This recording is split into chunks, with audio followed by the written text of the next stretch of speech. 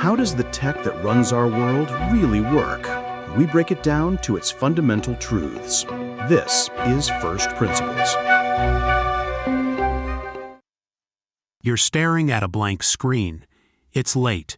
You're trying to settle a pointless but suddenly urgent debate with a friend about whether blue whales can get sunburned. So you do what we all do. You pull out your phone, open a browser, and type into that familiar, sterile white box, "Can whales get sunburned?" Before your thumb has even lifted off the screen, the results are there. A list. The top result is from the National Oceanic and Atmospheric Administration. The second is a deep dive article from a marine biology journal. The third is a surprisingly well-researched ED blog post with pictures. And the answer, it turns out, is yes, they can. They even tan. The debate is settled. The conversation moves on. The moment is over. And that's the thing, isn't it?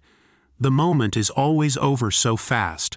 The experience is so seamless, so utterly instantaneous, that we don't even register it as an event.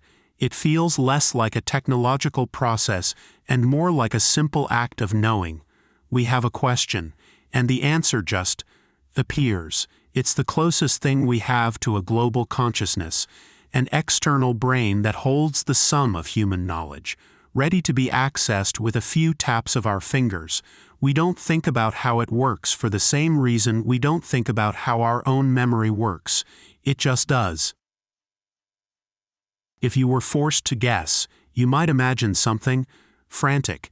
You hit enter, and in that split second, you picture a swarm of digital messengers being dispatched at the speed of light, zipping across the entire internet, reading every page on every server in the world, and then rushing back to you with a report on what they found. It's an intuitive idea, a live search of a live internet, but it's also completely, fundamentally wrong, and the truth is so much more elegant, so much more interesting, and reveals a secret about the internet that most of us completely miss. What if I told you that when you search for something, you aren't searching the internet at all? Not really. What if the speed you experience has almost nothing to do with the search itself, and everything to do with an astonishing, monumental act of preparation that's happening continuously, tirelessly, in the background of our digital lives? This is First Principles, and today we're going to open the most important black box of the modern age. We're going to deconstruct the search engine.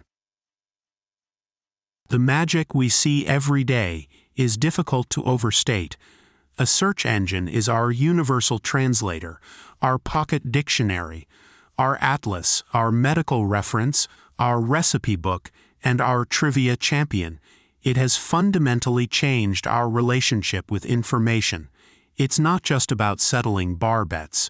It's about a student in a remote village accessing the same academic papers as a Harvard professor. It's about a parent finding a support group for a child's rare disease at 3 a.m. It's about a small business being discoverable by customers thousands of miles away. The sheer scale of this is staggering.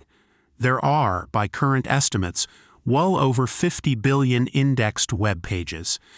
Trillions is probably a more accurate number if you count all the deep pages within websites.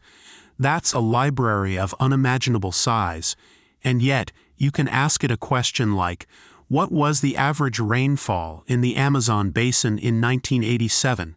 And in about 0.4 seconds, it gives you a plausible answer. How can anything sort through that much information that quickly? It seems impossible. It defies our physical understanding of how long it should take to find something.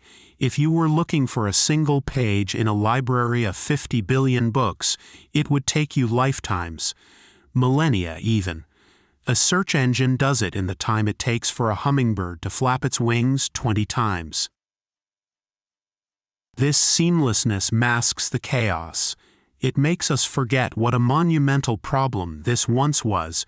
To really understand the genius of the solution, We have to go back to a time before the sleek white search bar dominated our screens. We have to go back to the early internet, the Wild West. Imagine a world with millions of books, but no library to put them in. That was the internet of the early 1990s. It was a collection of documents scattered across university servers and government networks, connected by a tangle of digital threads. Information was there, but finding it was an adventure. There was no map. There was no central catalog. Finding a specific piece of information was like being told there was a single, unique grain of sand hidden somewhere on all the beaches of the world, and then being handed a shovel. Good luck.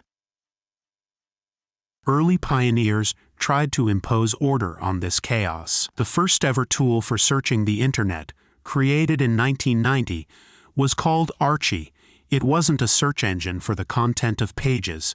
It was just an index of file names available on public FTP servers. It was like a list of book titles, but you couldn't look inside the books. Then came tools like Gopher, which tried to organize information into hierarchical menus.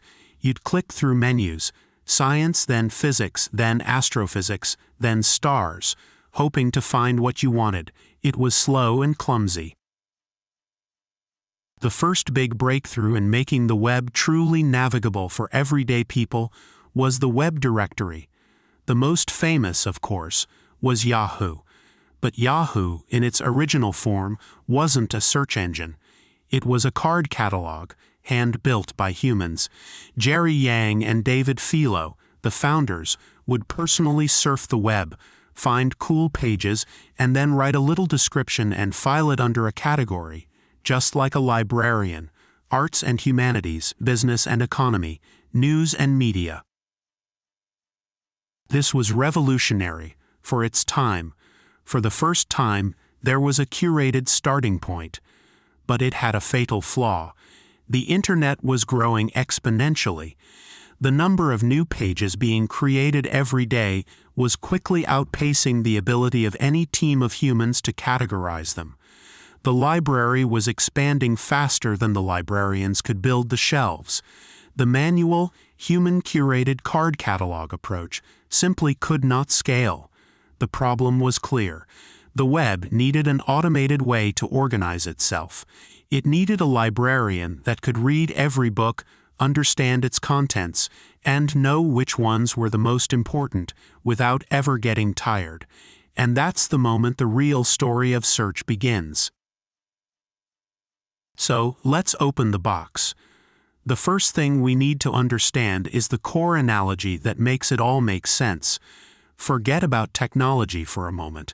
Imagine the entire internet is a single colossal book, the book that contains every web page ever written. Now, how do you find information in a normal book? You don't read it from cover to cover. You go to the back, to the index. An index is a simple, powerful tool. It's an alphabetized list of important words and topics, and next to each word is a list of page numbers where that word appears. A search engine, at its heart, is the creator of the most comprehensive index ever conceived. Its job is to build an index for that colossal, ever-changing book of the internet.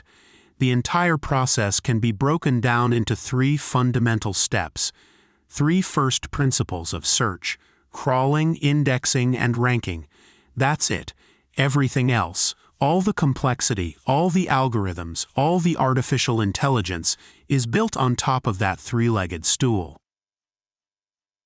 Let's start with the first and perhaps most obvious problem. Before you can index a book, you need the book. You need to have all the pages. So, how does a search engine get a copy of the entire internet? This is the job of the crawlers. Think of a search engine like Google or Bing as owning a fleet of tireless, infinitely fast robotic librarians. We call them crawlers or spiders. Their job is simple: to explore the web and bring back a copy of every page they find. The process starts with a list of known, reputable websites, major news sites, universities, government pages, the crawler visits one of these pages, it does two things. First, it makes a full copy of the entire page, every word, every image, every piece of code, and sends it back to the search engine's massive data centers. Second, and this is the crucial part, it looks for every single hyperlink on that page. A hyperlink is the fundamental building block of the web. It's a connection, a pathway from one page to another. For a crawler, a link is a door to a new room it hasn't explored yet. So it meticulously notes down every single link it finds on the page and adds those new addresses to its todo list. Then it moves on to the next address on its list, makes a copy, finds all the links, adds them to the list and repeats. And it does this, and trillions of other crawlers do this, relentlessly, 24 hours a day, 7 days a week. It's an endless, self-perpetuating cycle. They crawl a page, find new links, which leads them to more pages where they find even more links, and so on. Spiders spinning a web that maps out the known universe of the internet. They are constantly recrawling pages they've already visited to check for changes, and constantly discovering new ones. This crawling process is how the search engine gathers its raw material. It's how it builds its own private copy of the entire library. It's a monumental, ongoing effort that consumes vast amounts of computing power. But all it's doing is collecting the books. The real intelligence comes in the next step, building the index. Once the crawlers have delivered the raw text of billions of pages, the search engine has to make sense of it all. This is the indexing phase. It's not enough to just have a pile of books, you need a card catalog. Or more accurately, you need that index in the back of the book. The index that a search engine builds is a very specific type called an inverted index. It sounds technical, but the concept is beautifully simple. Imagine you have just two documents. Document 1, the quick brown fox jumps. Document 2, the slow brown dog jumps. An inverted index would look something like this. A. Document 1 brown. Documents 1 and 2, dog. Document 2 fox. Document 1 jumps. Documents 1 and 2 quick. Document 1 slow. Document 2, the documents 1 and 2.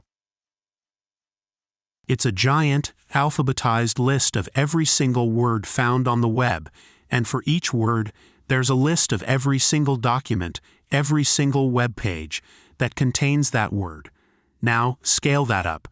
The real index for a search engine like Google contains trillions of words, and for a common word like the list of documents pointing to it would contain billions of entries. This index is colossal, taking up hundreds of millions of gigabytes, stored across a global network of data centers. Building this index is an incredible feat of engineering. The software has to process the text from each page, break it down into individual words, a process called tokenization, and then add each word and its location to this gigantic, ever-growing master list. This is the secret to the search engine's speed. The hard work has already been done. Long before you ever thought about blue whales and sunburn, the search engine had already built an index. It already had a list of every single page on the internet that mentions whales, and another list for every page that mentions sunburn. When you type your query into the search box, the system doesn't go out and read the web. It performs an incredibly simple operation. It just goes to its pre-built index, looks up your search terms, and finds the pages that appear on all of those lists.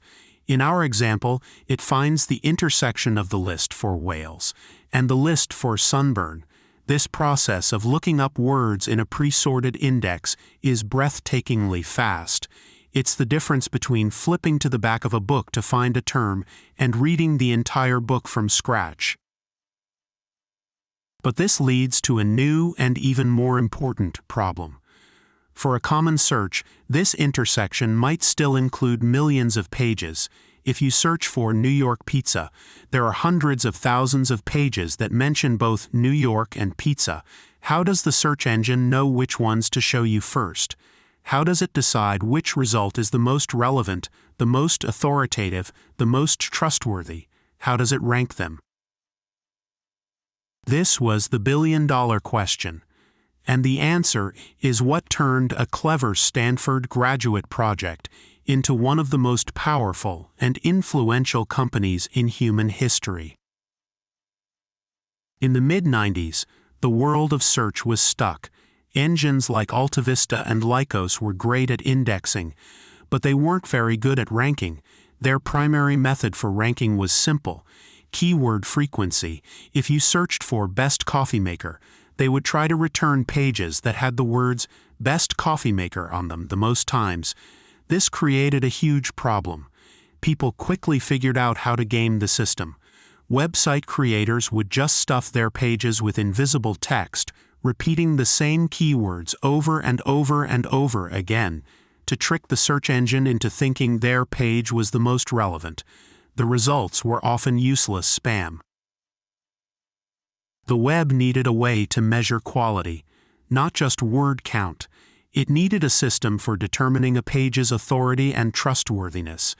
And that's where two Stanford PhD students, Larry Page and Sergey Brin, had their breakthrough insight. They looked at the web not just as a collection of documents, but as a network of connections. They realized that the links between pages held a secret meaning. Their idea was rooted in a very old, very human concept: reputation. In the academic world, the importance of a scientific paper isn't judged by how many times it uses a certain word. It's judged by how many other scientific papers cite it in their own work. A paper that is cited by hundreds of other respected scholars is considered a foundational, important piece of research. A paper that is cited by no one is likely obscure or unimportant. Page and Brin realized they could apply this same logic to the web. A hyperlink, they reasoned, is essentially a citation. When one website links to another, it's a vote. The creator of page A is, in essence, saying, "Here is page B, I think it's relevant and I recommend it." Their system, which they initially called Backrub and later renamed PageRank, was built on this one simple, powerful principle. The importance of a web page can be determined by the number and quality of the links pointing to it. But there was a crucial extra layer of genius to it. Not all votes are created equal. A link, a vote, from a highly respected and authoritative page is worth much more than a link from a brand new, unknown page. A link from the homepage of the BBC is an incredibly powerful endorsement. A link from your friend's cat blog, not so much. This creates a wonderfully circular or recursive definition of importance. A page is important if other important pages link to it. But how do you know which pages are important in the first place? It seems like a chicken and egg problem. The solution is a beautiful piece of mathematics. The algorithm starts by assuming all pages have an equal rank. Then it runs through an iterative process. In the first round, it calculates a page's score based on the links pointing to it. In the second round, it recalculates the scores. But this time, the votes from pages that scored higher in the first round are given more weight. It repeats this process over and over, and with each iteration, the scores converge. The true authority of each page begins to emerge from the noise, flowing through the link structure of the web like electricity. This was the revolution. For the first time, a search engine had a way to measure the democratic, collective judgment of the entire internet to determine quality. It didn't care how many times a page said, "best coffee maker." It cared how many other pages, and especially how many other pages about coffee, pointed to it and implicitly vouched for its quality. This single idea allowed Google to deliver vastly superior spam-free results, And it's the foundational principle that catapulted them past all their competitors. It was a way of finding the signal in the noise. And this brings us to the biggest misconception of all. The core aha moment that changes how you see search forever. That intuitive idea we started with, that when you hit enter, a search happens in real time across the live internet, is an illusion. A powerful and useful illusion, but an illusion nonetheless. The reality is that a search engine is performing almost all of its work before you ever arrive. The crawling of billions of pages is a continuous, ongoing process.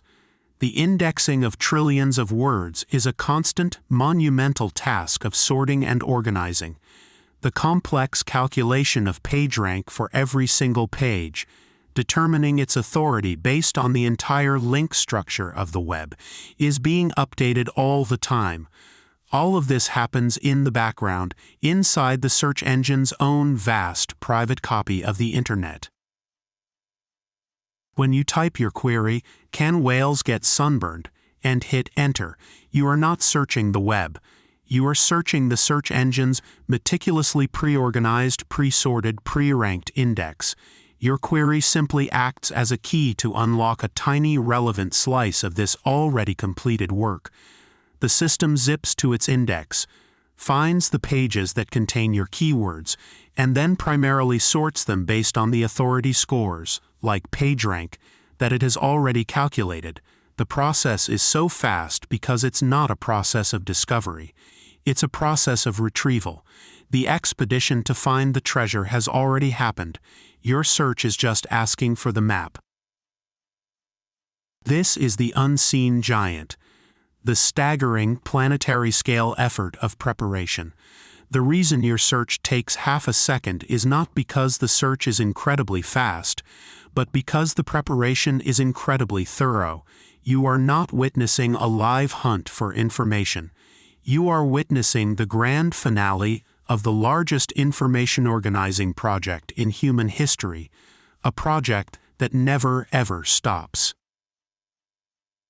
Of course, the story doesn't end with PageRank. That was the foundational idea, the first principle that made modern search possible. But today, the game is infinitely more complex. In the 2 decades since, search has evolved from a document retrieval system into something much closer to an answer engine. The goal is no longer just to give you a list of 10 blue links. The goal is to understand your intent. Modern search engines now use hundreds of different signals to rank pages. PageRank is still a part of it, a very important part, but it's just one ingredient in a much more sophisticated recipe. These signals include things like the freshness of the content. If you search for earthquake, you want news from the last few minutes, not a scientific paper from 1975. They include your physical location. A search for best tacos in Boston should give you very different results than the same search in San Diego. They include your search history, personalizing results based on what the engine knows about your interests. And increasingly, they are about understanding language itself. Using advanced artificial intelligence and natural language processing, the engine tries to understand the meaning and intent behind your query, not just the keywords. When you ask, "How old is the president's wife?" the system understands that president is a role, that it needs to know which country you're in, who the current president is, who they are married to, and then calculate their age. It doesn't just look for pages with those words, it tries to compute a direct answer. It's a fundamental shift from finding pages about things to providing information directly. This is the new frontier, a journey into understanding not just what we say, but what we mean. So where does that leave us? We started with a moment of everyday magic. A question asked, and an answer delivered, seemingly out of thin air. We peeled back the layers, moving from that seamless experience to the chaotic, disorganized world of the early internet that created the problem. And then we opened the box. We found that the impossible speed and scale of a search engine isn't based on one single impossibly complex technology. It's built on a foundation of a few, surprisingly simple first principles. First, you must gather the books, using an army of automated crawlers to build a copy of the library. Second, you must build a comprehensive index, an inverted map of every word on every page, so you can find things quickly.